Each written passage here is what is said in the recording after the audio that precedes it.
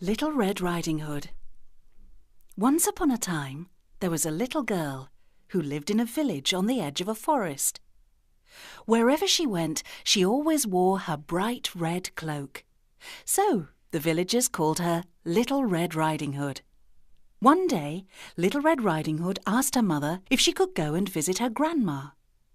Her mother said she could, and gave Little Red Riding Hood a basket of freshly baked bread to take with her. "Remember to go straight to Grandma's house," said her mother. "Please do not dawdle or wander from the path. And most importantly, do not talk to any strangers." "I won't, Mummy, I promise," said Little Red Riding Hood. And she kissed her mother and went on her way. As Little Red Riding Hood was walking through the forest, she found a beautiful patch of wild flowers. She decided that she would pick some for her grandma, completely forgetting her promise to her mother. She sat a while daydreaming amongst the flowers and watching the butterflies. In fact, she was enjoying the summer day so much that she didn't notice a big black shadow creeping up behind her.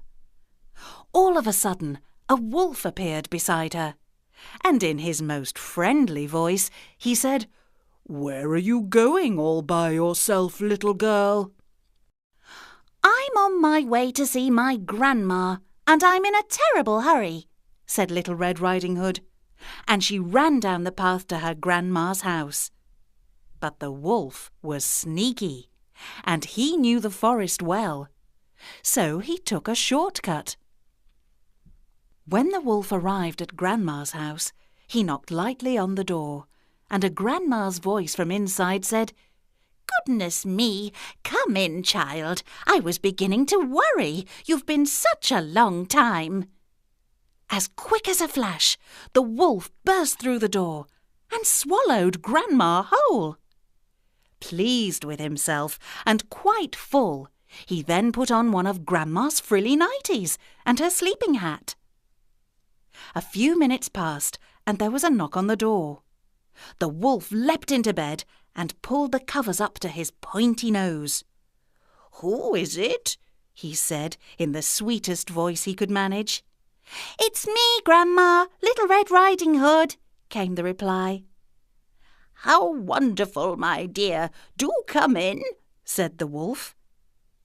When Little Red Riding Hood went into the house, she could hardly recognize her grandma. "Grandma, whatever is the matter? Your voice has changed," she said. "Oh, I have a bit of a cold, my dear," said the wolf, pleased with his own craftiness. "But, Grandma, what big ears you have," said Little Red Riding Hood as she walked closer to the bed. "All the better to hear you with, my dear," croaked the wolf. "But, Grandma, what big eyes you have," said Little Red Riding Hood. "All the better to see you with, my dear," replied the sneaky wolf. "But, Grandma, what big teeth you have," said Little Red Riding Hood, her voice shaking. "All the better to eat you with, my dear," snarled the wolf as he leapt out of bed to chase Little Red Riding Hood. Realizing this was not her grandma, but a terrible wolf, Little Red Riding Hood ran out of the front door, into the forest, shouting, "Help! Wolf!" A woodcutter who was chopping logs nearby heard Little Red Riding Hood's cry and ran towards her. Just as the wolf was about to pounce, the woodcutter took a giant leap and grabbed the wolf. The wolf was so surprised that he gave a mighty cough, and out popped Grandma. She was a little shaken and slightly smelly, but she wasn't hurt at all. Little Red Riding Hood was so happy. "I won't dawdle in the forest any more, and I will never talk to strangers again," she said. The woodcutter bashed the mean old wolf on the head and sent him far into the forest with a warning never to return. Little Red Riding Hood then had a lovely afternoon with her grandma, and they all lived happily ever after.